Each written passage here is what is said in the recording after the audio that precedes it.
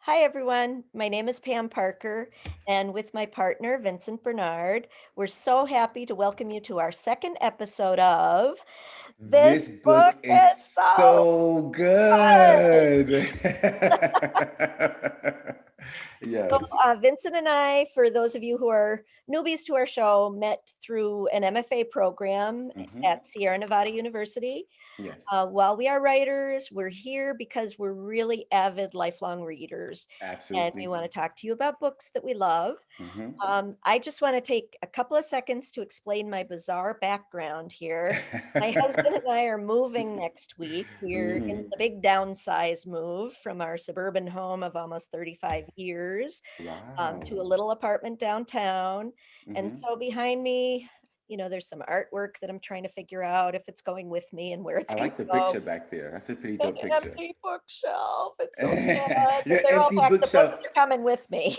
Yeah, your empty bookshelf is next to that dope poster, not poster, but painting behind you. Yes, yes, yes. I got to find a home for that. Yes, So, definitely. It deserves good wall space. thank you. I thought so too. Hmm. So I'm really excited, Vincent, about the book you're going to be presenting for us all. Yes, So take it yes. away. In this day of like this in this technological age, rather, Yeah. I don't actually have the physical book in front of me, Oh, but I can still okay. speak to it. I Okay. have it on iBooks. Info. I have it on iBooks. But the book that I want to share is Jesmyn Ward's Sing Unburied Sing. It was a novel of hers that came out in 2017 and it won the National Book Award. Mhm. And I'm I'm I'm familiar with her work, even though I've never read any of her fiction up until recently. I mean, I'm a huge fan immediately. And the thing I love about this book is it speaks to me as a writer. Like this is the kind of book that I really want to write. And so Ah, last semester, my mentor, Gail, she suggested that I read that book because she knew that it would be something that would inspire me, and she was absolutely right. And in this novel, what's so beautiful about this novel is that she finds very interesting ways to balance the natural and the supernatural, and to keep something that is a work of fiction that is speculative mhm. in the real. And what I mean by that is, like one of the characters is named Leon. Have you read? I'm sorry, I'm just yapping on. Have So you read please it? yap on. I did read it, but Uh-huh. probably not long after it came out. So Vincent, you'll Okay, get it when you okay, reach my age. right. That's long enough ago that a lot of the details are gone. So, Okay, understood, understood. So I won't put you on the spot, but I read it recently, so the characters and the experiences they're still very very very close to me. But one of the characters, I'm I'm sorry. sorry, go ahead. Go. No, I was just going to say what I mean, I do remember a lot of the characters and, Mm-hmm, mm-hmm. the conflict, the supernatural stuff is Right, fascinating. right, Um, right. what really is strong in my memory is the setting. Yes. Mm-hmm. The The setting South. details. Mm-hmm. Yeah, in the South, it was Mm-hmm. just lush. And Yes, yes.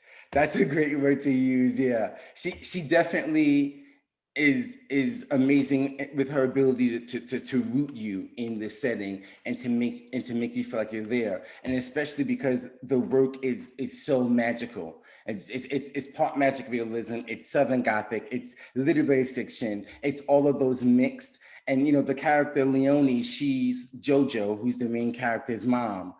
She has an addiction, and the thing about her is she gets visits, these ghostly visits, and the only way she can get these visits is when she's high. So it develops into an addiction. So you see, like that's to me was just so profound because she was willing to risk so much to be able to connect hmm with this lost loved one, and hmm it resulted in being a neglect mother. And Jojo was raised by his father, his grandfather, who had his own conflict. It's just Yep.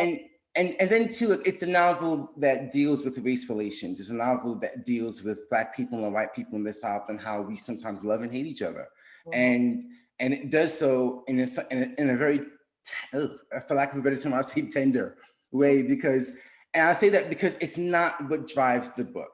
Right. You know, the pain, the negative race relations, the racism is not what drives the book. It's an element of it, but it's Okay. not the concrete foundation of it. And that's what I Okay. love. Okay. It's all this African, you know, folk tradition in there where they have gree-grees and they summon Death Loa. And it's the kind of novel that I want to write. That's kind of like what this feels like. It's rooted in so many different genres that deal with the real and the imagined to talk about very real and sometimes mundane things. But yeah, like, you know, they're farmers, and she talks about the way they raise these animals, and I guess the beginning starts with them dissecting a goat, Okay. and Jojo wanting to do this with his grandfather, Grandfather. and the Yeah. way she describes the methodical way of him digging his hand inside the warm goat, feeling the heartbeat stop, pulling everything out, taking the skin off, and then him not being able to take that, and he winds up throwing up because it's so much for him. But he wanted to prove to his granddad that he Right. could do it. That was important to him. And the Mhm. grandfather pops, he kind of like patted him on his head, like, you try, young bro, you try. Right. But Right. it's like that. It's just a regular thing, but it's told with such compassion and Okay. and painstaking detail that I appreciate. And that's why to me it's so good. Okay. Okay. So it sounds like there's tenderness and love and compassion Yes. alongside some Mm-hmm. really difficult Yes. conflict and grief. Yes. Yes. Okay. And wounds from the past that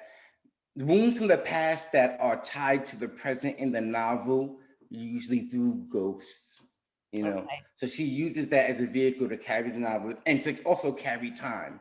Some Okay. of the ghosts actually have points of view in the novel to flesh it out, you know, like so there's a lot happening. There's a lot happening Okay. in this work, but when you get to the end, it's just so heartbreakingly everything. Yeah. Yeah. I It remember is. that ending. It was gorgeous. Yeah, Yeah. yeah, yeah, Yeah. yeah. And so, you know, and I also just like that she infused, you know, various, you know, African-based traditional Mhm. folk, you know, traditions and Mhm. whatnot. And Mhm. that's all in the novel. And so that's great too. It's great to see that kind of representation. My family's from the South, and so as a result, I connected with a lot of the characters in the scenarios Okay. just based on my own experiences. Even though I'm born and raised in Brooklyn, every summer we would go to the South. It was like something that we did. Oh, I don't think And I knew that. oh no, yeah, yeah. Like my mom's people from South Carolina. They're all on the low country, on the coast, and near the Sea Islands and Hilton Head, and they're all, you know, they're the Okay. Gullah people down there. I mean, it's a Yep. very rich and thriving culture. And I didn't know when I was growing up that I was surrounded by all this beautiful culture. And, you know, we were the New York cousins that came to the South, and we kind Right. of weren't always that nice. You know, Okay. we Okay. weren't, you know, Yeah. we loved them fiercely, but you know, there's that southern northern thing. And Yep. then as I got Yep. older, I realized what I was surrounded in and what I grew up around, and the rich culture there. And this novel brought that back to me, you know, Oh, wonderful. yeah, it brought that back to me, and I appreciate that. And it's so universal in a way that it can connect to anyone, you Sure. know. So you can see many points of view in it. Okay, I've talked enough. Okay. All right. So I think we can probably be wrapping this up, just Sure. encouraging our viewers, I keep wanting to Hmm. say readers, encouraging our viewers to subscribe and we're hoping to get into a pattern where we can tell you, the next episode will be in 2 weeks on a Wednesday or whatever. We're But working we're on not that. quite there yet. Hmm. We can tell you that the next episode will be about becoming Duchess Goldblatt. Yes. And Yes. hopefully that one will be up soon. And Hmm. perhaps I'll learn how to edit in a little screen at the end of this saying when it will air. It's a beautiful work in progress, Pam. We'll see it. It'll all come together. It is coming together. It is coming Is together. that Even it while is, we're it both is. moving, you had just moved Yes, for our yes. first episode, Exactly, and I'm getting exactly. ready to move now Yeah. for our second episode. And Right. Oh, see all this transitional energy we're both I experiencing. Isn't know, it I know beautiful? it is, especially Me as in New it's York. it feels like the And world you, is in that point too with oh, COVID. I mean, absolutely. not that Absolutely. it's all done, and we know we've got a Hmm. lot of people who are giving up on taking it seriously, and we may all pay a Yeah. price for that, but Yeah. Yeah. it's a different, certainly a different energy, and I can breathe easier now. It just really feels like that. Yeah. Yeah. And it just feels good to not constantly be on guard in some sort of way. Yep. And or well, or rather we still have to be, but it's nice that it's coming. Like we can, slowly but surely, peek it down and go, okay, Right. is it halfway decent out Right. Right. there? So actually, before we end, where are you on the Vax train? So I heard recently that in New York City, I believe people over 30 can get the vaccination after April 5th or 6th, if I'm not mistaken. Ooh, not Yeah, too so long. it's happening. It's happening. So I'm working on that. I'm definitely working on that sooner Okay. than later. I just want to get it done and get it taken care of Yep. and be ready to move on with living like the Yep. rest of the world, Yep. Yep. I had It's my just very hard. second this past week. Nice, Yeah. nice. Yeah. Okay, It's like, good, oh, good, good. yeah. Yes, yes. So no crazy side effects. Like, No I crazy side mean, effects. I was very okay, okay, tired the next day, and right. that was it. Now, Okay, yeah. when you Everyone's get it, this experience is is my, different.